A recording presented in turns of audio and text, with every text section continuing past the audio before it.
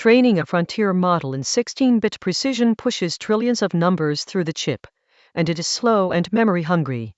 FP8 training shrinks those numbers to just 8 bits, roughly having the compute and the memory while keeping quality. In this video, why 16-bit hurts, what FP8 training is, the training loop, the two FP8 formats and scaling, how it compares, the numbers, and when to reach for it. Modern training runs in bfloat 16 bits per value. Every weight, activation, and gradient at that width means huge tensors streaming to and from memory, and matrix multiplies that dominate the cost of a run. At frontier scale, that is millions of dollars and weeks of GPU time. Cutting the width in half would nearly have the data moved and roughly double the math throughput, if you can do it without breaking training. FP8 training does the heavy matrix multiplies an 8-bit floating point instead of 16. The trick is mixed precision. Only the big linear layer matrix multiplies run in FP8, while a high-precision master copy of the weights and the optimizer state stay in bfloat 16 or 32-bit float. So the model computes fast and cheap, while the accumulation that keeps training stable stays in higher precision. Here is one training step. The weights and activations are cast down to FP8 and multiplied on the tensor cores in the forward pass. The backward pass computes gradients, also in FP8. Those gradients are then applied to the high-precision master weights, held in 32-bit float by the optimizer.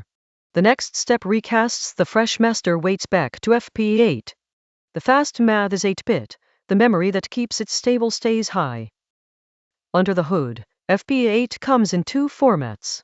E4M3, with 4 exponent bits and 3 mantissa bits, carries more precision and handles the forward pass weights and activations.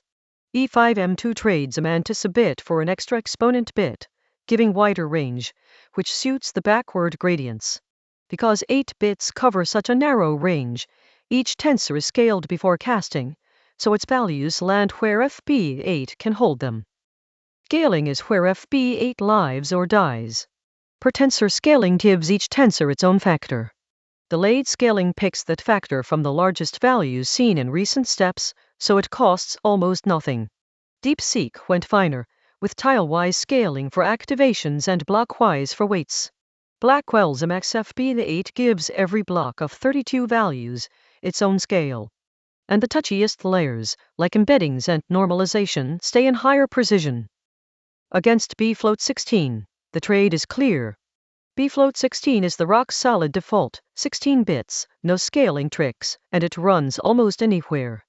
FP8 halves the bits, roughly doubling matrix throughput and cutting memory, but it demands careful per-tensor scaling and a Hopper or Blackwell GPU.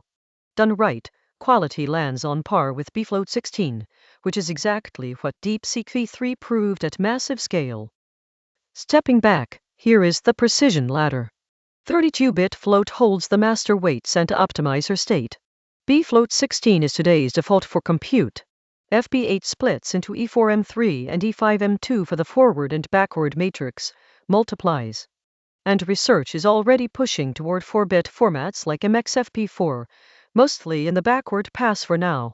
Each step down the ladder trades numerical headroom for speed and memory. The payoff is real.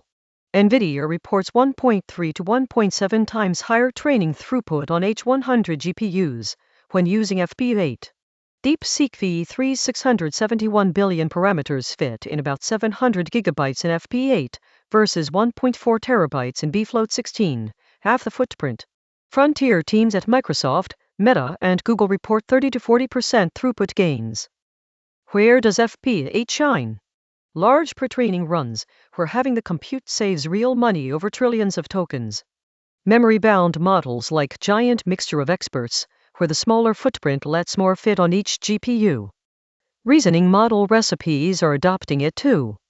And increasingly fine-tuning, capturing the throughput win without giving up quality. Anywhere the matrix multiplies dominate the bill, FP8 pays off.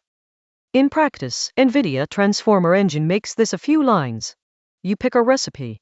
Delayed scaling with the hybrid format, E4M3 forward and E5M2 backward. Then you wrap your forward and backward pass in an FP8 autocast context.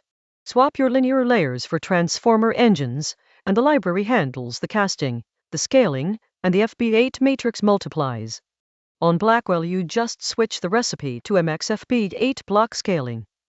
So, when should you reach for it?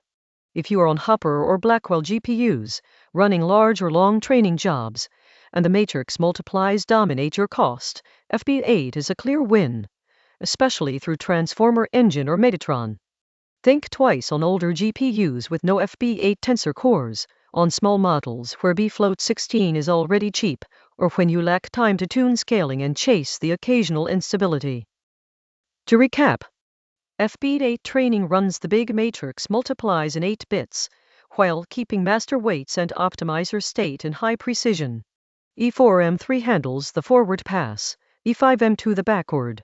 Per-tensor and delayed scaling keep the narrow FP8 range usable. The result is up to 1.7 times the throughput and about half the memory, with quality on par with bfloat16, proven at scale by DeepSeek-V3. That is FP8 training.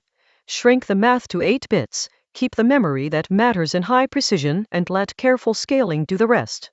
It is quietly powering some of the largest models being trained today. Did this make FP8 training click?